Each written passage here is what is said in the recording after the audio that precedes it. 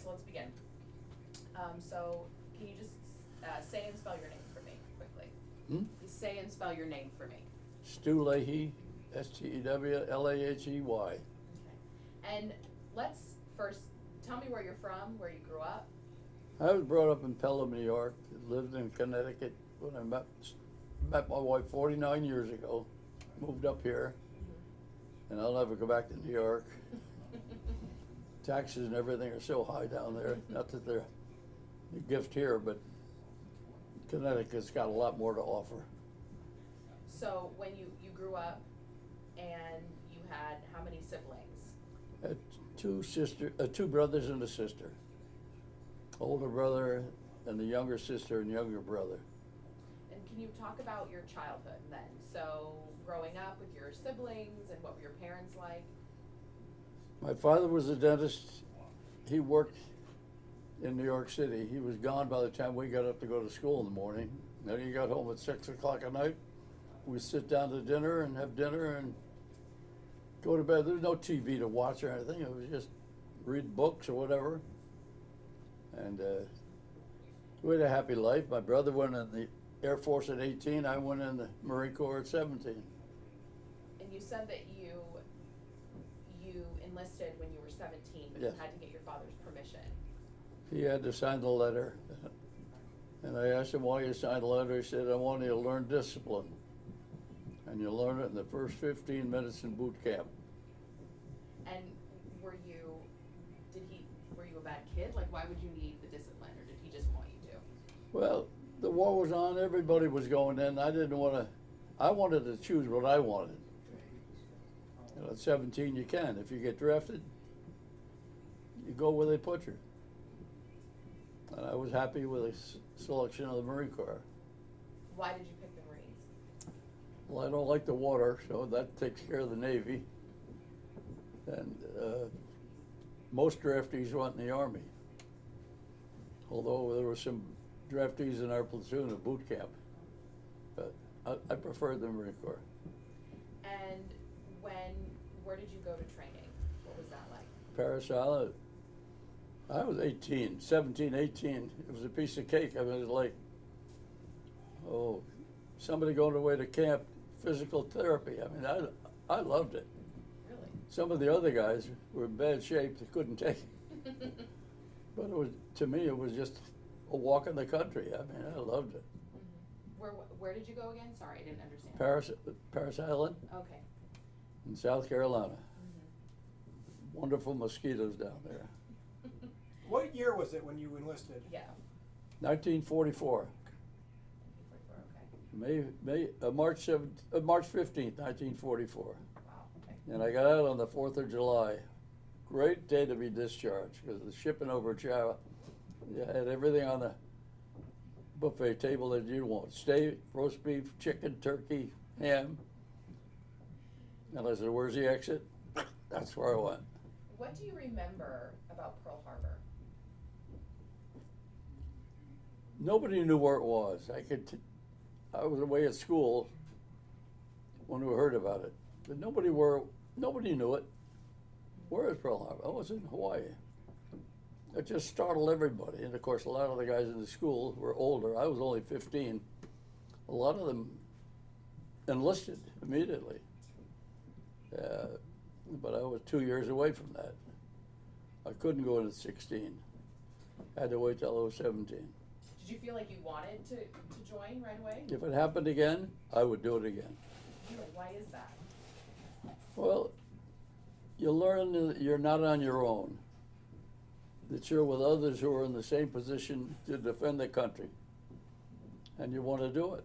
I mean, I'm very patriotic. I'll fly the flag. I stand for the flag and I kneel for the cross. I don't know I'm sorry. You're making me cry a little bit because I feel like there isn't a lot of patriotism in our country right now. No, it's a lost cause. People are angry, and I want to know how you felt, I guess, back then, why you wanted to fight for your country when there's so many young men and women who want nothing to do with that today. Well, we heard of guys getting killed, And we needed more troops, and we needed more. Let's go do our part. That's the reason I wanted to go. What was your mother's response to that?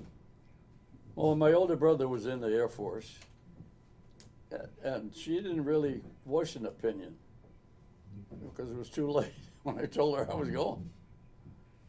She gave me a kiss goodbye. That's about it. Took the train into New York, got on the train South Carolina, and I was in. She didn't have much to say about it. I'm sure it killed her though.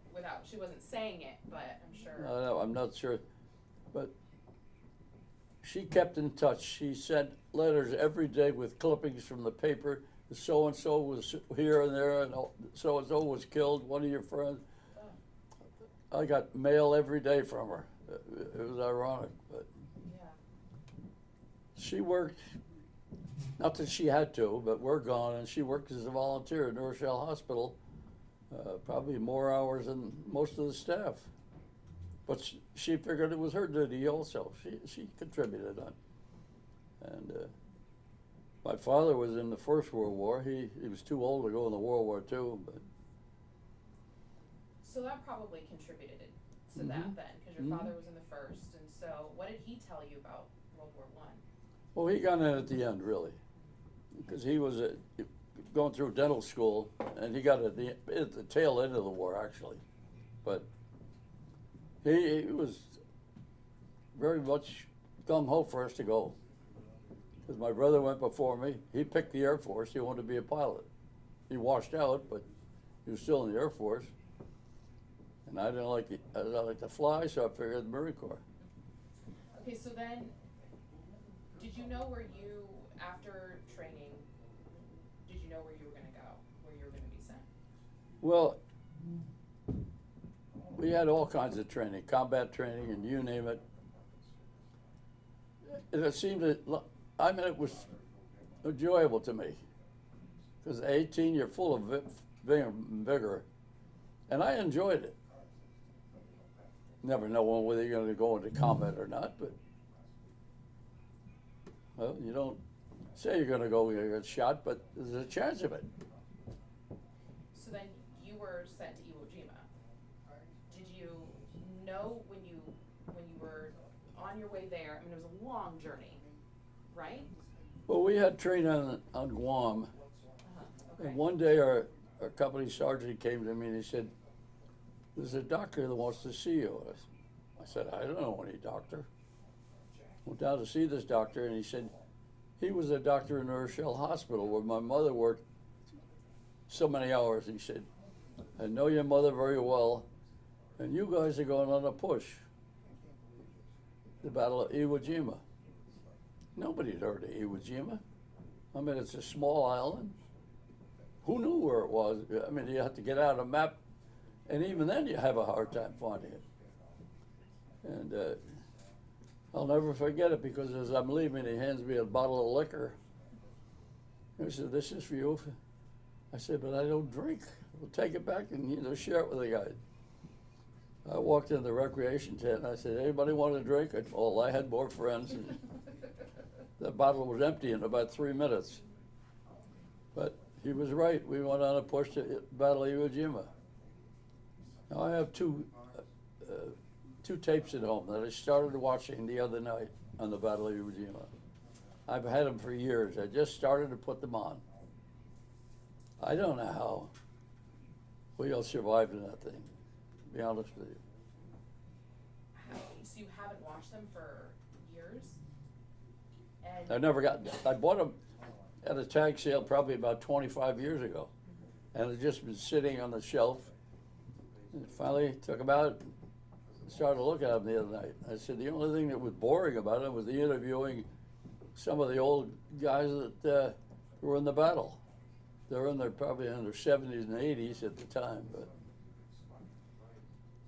but it depicted the battle without glorifying anything. I mean, the only movie I've seen in the last 30 years is Flags of Our Fathers, which was actually supposed to be a depiction of the battle.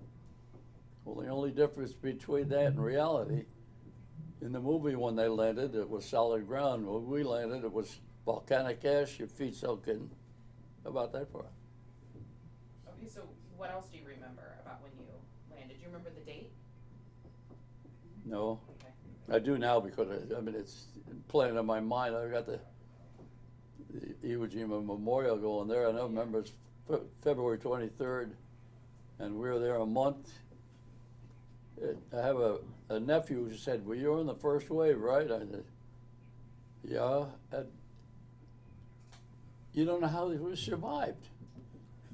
It had to be, you know, God had to be intervening in our lives. I mean, the first night there, I said, "Where do we sleep?" He said, "Well, jump from the bomb crater." And I did, and woke up in the morning. I could sleep through all kinds of noise, forget it, doesn't bother me. I wake up in the morning, look around, I said, that's where they put the bodies. I'd never seen a dead person before. And here I'm at 18, wow, you're right amongst them. I said, I don't know how fortunate I was at the time. God had to be there to protect me. What did you do? Weren't you a mechanic? I was in the engineer battalion. It was our job to fill in the holes on the airstrip. The reason they took the island was the airstrips. The B-29s had enough gas to go up to bomb Japan, but not enough gas to get back. And there were 2 airstrips, perfect. They would lob grenades in, or mortars from the little islands off the shore, create a hole the size of this table, and we'd be there to fill them in so the planes wouldn't crash on landing.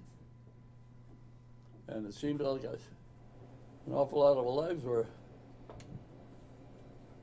well, over 6,000 people were killed and 17,000 wounded. And I said, gee, I'm fortunate I wasn't one of them.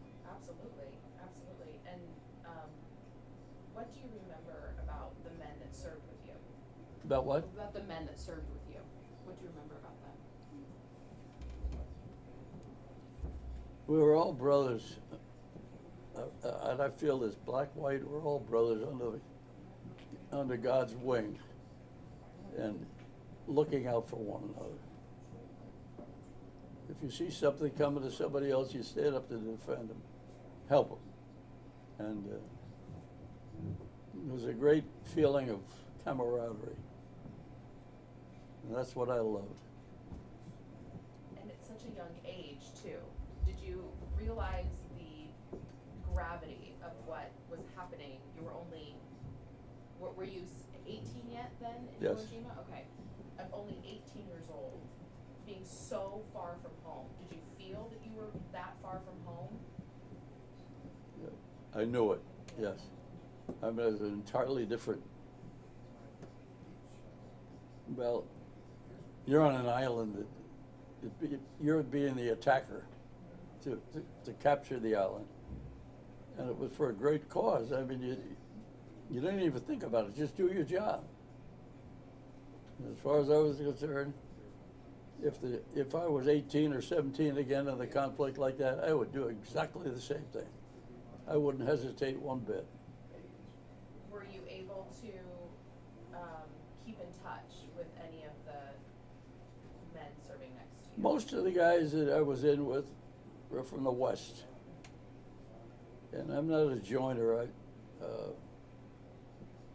The only group I've joined, I've just joined the Disabled American Veterans, and I'm a contributor to the Iwo Jima Memorial. Mm-hmm. If they have a benefit they're going to, a fair, I'd love to be there to help them.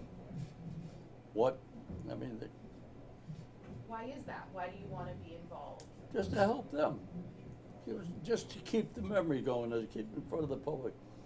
The Iwo Jima Memorial in Newington or New Britain is the only memorial in the country that's funded by the public, not by the government.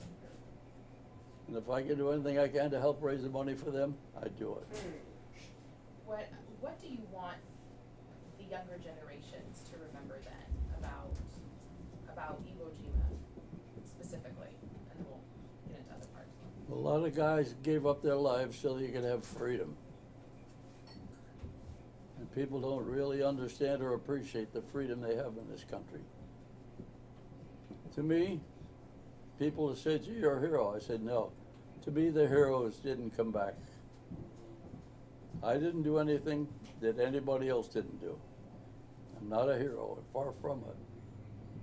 But as I say, the heroes didn't make it back. I think you're a hero. Even though That's the way I feel. And, whatever I can do to help Yeah. up at the music memorial, I'm there. I may not be able to drive there, but I'll get there. I'll get my daughter to drive me. So. What, let's see what else.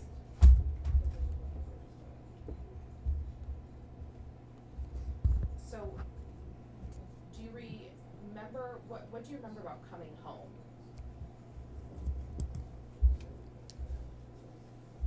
"30 days aboard ship, spam 3 meals a day. And in San Diego for 4 days, we had great food. Got on a troop train to Chicago, 5 more days of spam. I don't care if I ever saw a can of spam the rest of my life, but it was great to be home. And being a family guy, loved to be around my brothers and sister. They're all gone now, but I have my family to help me and support me. And I'm sure when you got home, your mother was so relieved, your family was.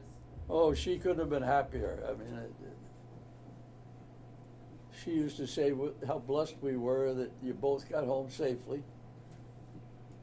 And that's true. I mean, a couple of the guys in high school were missing in action, never found bodies. It happens, that's part of life. But as I said, I'd do it again tomorrow. If I were the same age and the conflict were here. Yeah. And your brother, he made it home, obviously, because he passed through. He came home, and he went away to school. He went away to college in Florida. He was there 3 weeks and got polio. And he went down. He lived to age 64, but got married, had 3 children. And he retired early, went to Florida, and going across the street to have breakfast, he got drenched, sat around with wet clothes all day, got pneumonia, and in 2 days he was gone. But he said he had a good life. He wouldn't have changed anything. Were you close with your brother then? Were you close with your brother? Well, as close as possible. I talked to him on the phone once a week, even though he was in Florida. Okay, yeah. So what did you do for a career then? Then I went back to high school. I had to finish high school. I went to college and worked in the advertising field, selling advertising in New York City for 42 years. Wow. Where did you go to college? Yeah, where'd you go to college? Where did you go to college? Iona College in New Rochelle. My brother was in a hospital bed on our sun porch, and I'd pick him up, carry him out to the car, drop him off at the hospital for therapeutic treatment on the way to school. And at lunchtime, pick him up, carry him, put him in the car, and bring him home. So many of your stories and so much of what's happened in your life is caring for other people, because you cared for your brother, you cared for your wife just recently till she passed. That's a remarkable quality a lot of people don't have. I wouldn't change it. That's me. I love doing it. And the ironic part, I was making a fat $60 a month in the Marine Corps as a salary. And I sent $15 a month home to my sister away at school, so she had spending money.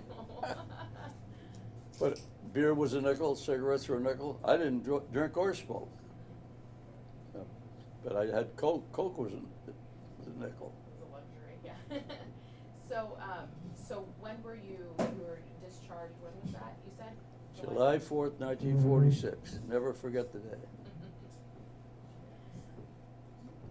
When we were in Japan, being in the construction business, I was driving a truck back and forth. I saw a little dog at somebody's yard. Every day I'd stop and she'd come over, wag her tail and lick my hand. And I offered them a bar of chocolate and a pack of cigarettes for her. And she was mine. In Japan? Mm-hmm. She had puppies in Japan and China, brought her home aboard ship. My mother said, well, we landed at LaGuardia, put her down so she'd go to the bathroom. My mother said, pick her up, she could run over. Mother, in the motor pool, there were tanks, you name it, everything, and she never got a scratch. Don't worry about her.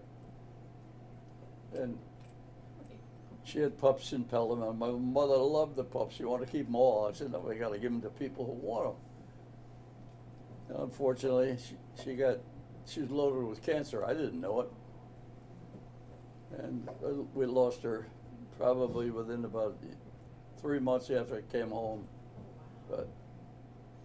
But she was the greatest companion. She would sit on my lap, driving in the Jeep or the truck. Oh, another thing, I had a personal .45 and a shoulder holster. And when we went into Japan, our company commander said, Stu, I want you to drive me. I said, why? He said, that weapon you carry right here. He said, that's insurance. I said, I'd love to. Well, the ironic part about it, we were driving down the road in Sasebo, Japan one day, and I happened to see a guy going the other way, and I said, Bert, it was my cousin.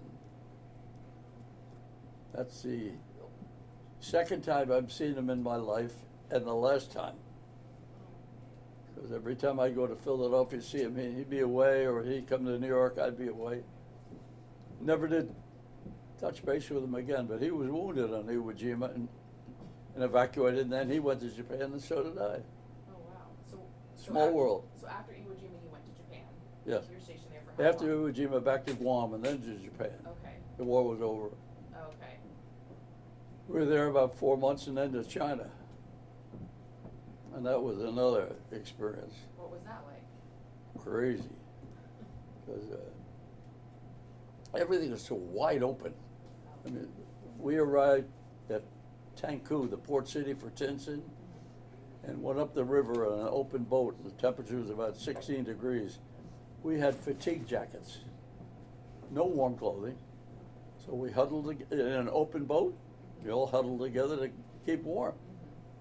We got there, so you go down to the quartermaster and get coats. They had parkas down there, but they were Japanese parkas with rice lining, loaded with lice.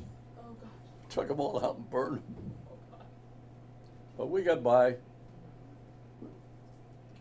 What you have is what you're gonna get. So, and I'm still here. Yeah. I still have the fatigue jacket